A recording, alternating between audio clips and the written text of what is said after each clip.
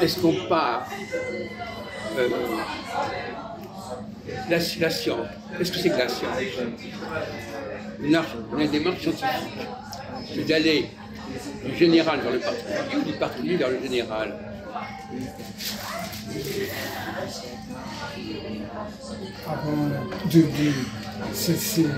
Ça, on parle de certaines expériences et on en déduit des généralités.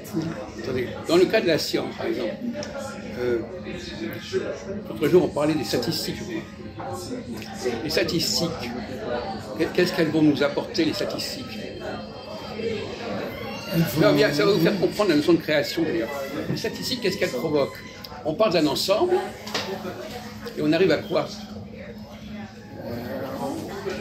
On prend un ensemble de trucs et on arrive à quoi? On fait... On arrive au but. Disons, à des petits sous-ensembles.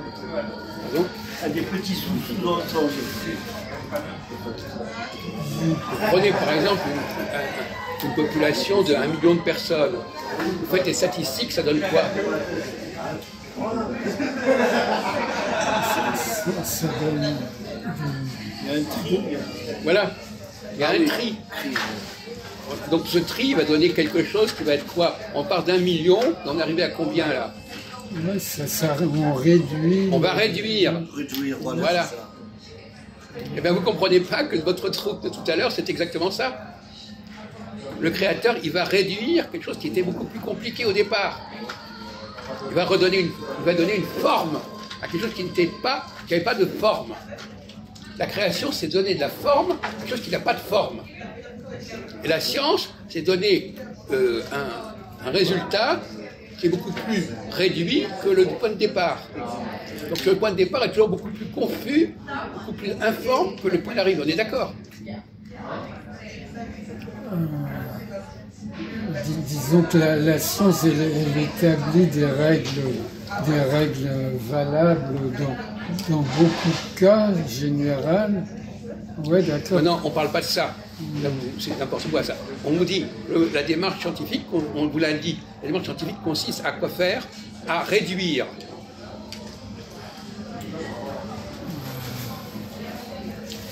Si vous n'avez pas un esprit de réduction, vous n'êtes pas un scientifique, vous n'êtes pas un bon scientifique. Si vous avez du mal à réduire, vous êtes une femme. Vous êtes féminin. Parce que c'est le devoir de l'homme. Parce que la femme, elle peut faire l'inverse.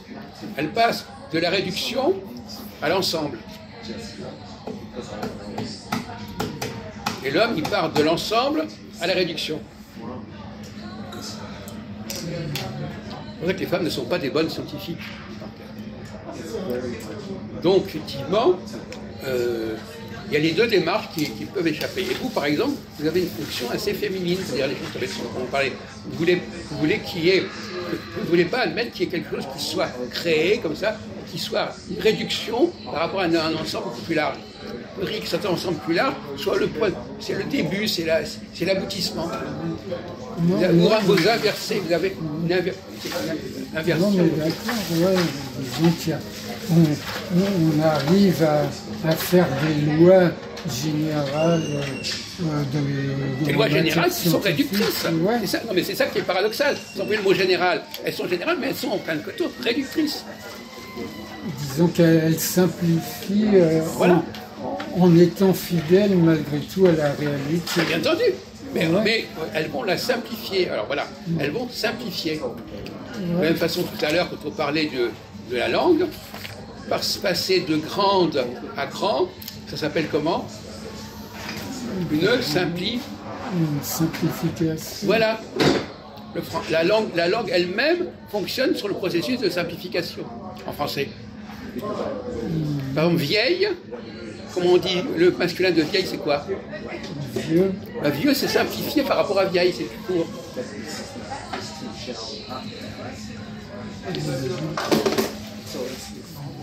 Donc, c'est le génie le génie en général consiste à simplifier. C'est lui qui a dit réducteur. C'est très intéressant. La notion de réduction est fondamentale à tous les niveaux. Aussi bien au niveau de la langue qu'au niveau de la cosmologie, on est toujours dans la réduction. Et donc la création, c'est forcément une réduction. On ne va pas de la réduction vers la totalité, on va de la totalité vers l'unité. Qui oppose d'ailleurs le monothéisme et l'autorité-isme. Donc, est-ce que vous connaissez un peu l'astrologie? Vous savez qu'il y a deux formes d'astrologie. Quelles sont les deux formes d'astrologie qui existent? Il y a l'astrologie concernant des prévisions et concernant les caractères. Oui, mais il y a aussi l'astrologie, par exemple, du mois. Vous êtes par exemple de tel mois. Vous êtes né à tel mois, sous tel signe. D'accord? Vous entendez ce que je dis? Oui. L'astrologie des signes zodiacaux.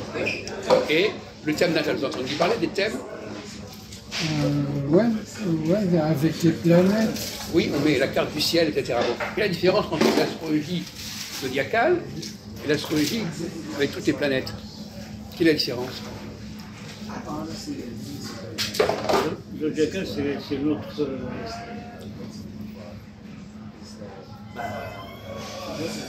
c'est notre Terre et toute notre planète. Non, zodiacal, c'est beaucoup plus limité. Il y a 12 signes. Donc vous réduisez l'ensemble de l'humanité à 12 signes. Alors que le thème natal, il y en a combien des thèmes natals? Comment natal? Bon. Le thème de naissance.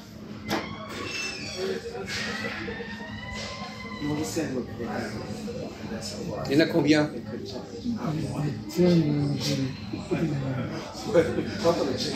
Les thèmes individuels, oui. Il y en a autant que de personnes. Et voilà, vous voyez bien la différence. D'un côté, vous avez une astrologie de 12 signes, du côté, vous avez une astrologie où il y a autant d'astrologie que de personnes. Vous voyez bien la différence. Et voilà. On a bien cette dualité fondamentale entre ceux qui cherchent à réduire et à simplifier et ceux qui, au contraire, se dispersent dans un nombre illimité de possibilités.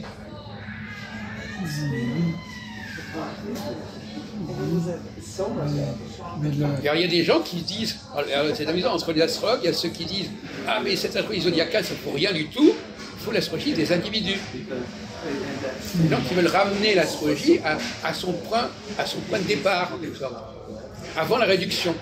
Et puis ceux, au contraire, qui disent « Non, non, on ne veut pas entendre parler du thème des uns et des autres, on veut un truc simple. »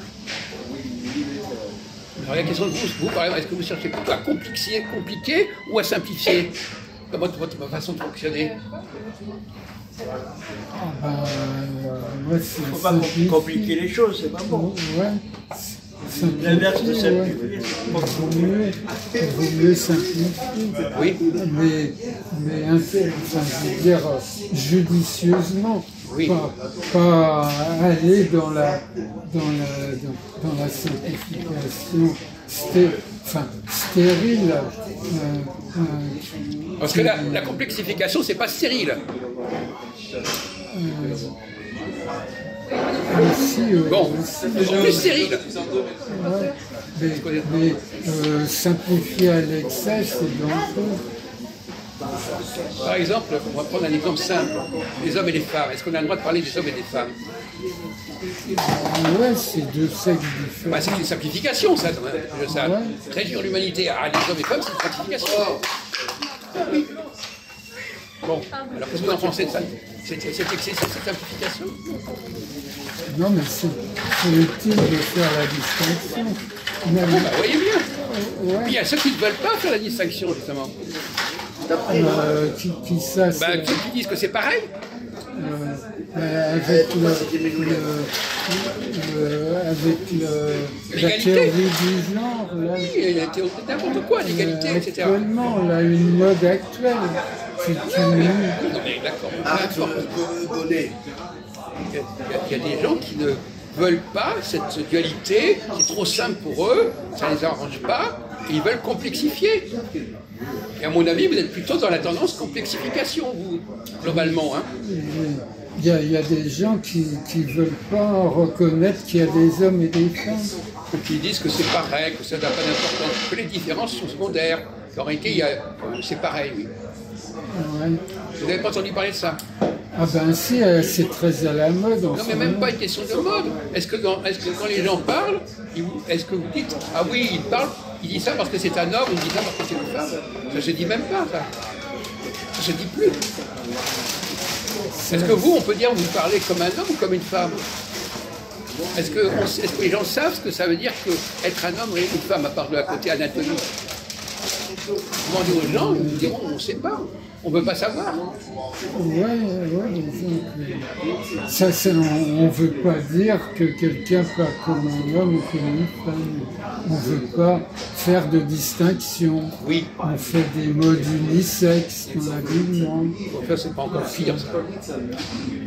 Alors, Ouais. d'accord. Alors, vous, par exemple, est-ce que vous pourriez nous expliquer brièvement quelle est la différence entre les hommes et les femmes? En dehors des choses les plus basiques, hein, au niveau du psychisme. Voilà. Dans le domaine psychique, est-ce que le psychisme masculin, les valeurs masculines sont les mêmes que les valeurs féminines? Il y a une publicité en ce moment qui dit il faut conduire comme une femme. Ça s'adresse aux hommes. Ah oui, d'accord. Conduire comme une femme. Vous ne vous laissez pas Non, mais distraire. c'est vrai. Non, c'est pour. Ouais, non, mais. Non, mais ça ne doit pas l'empêcher de répondre à la question. Ouais. Parce que lui, dès qu'il y a une échappatoire, il va pas répondre.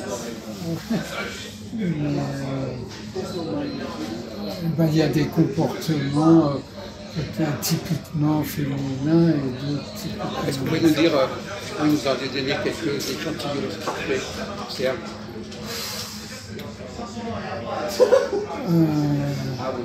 Typiquement.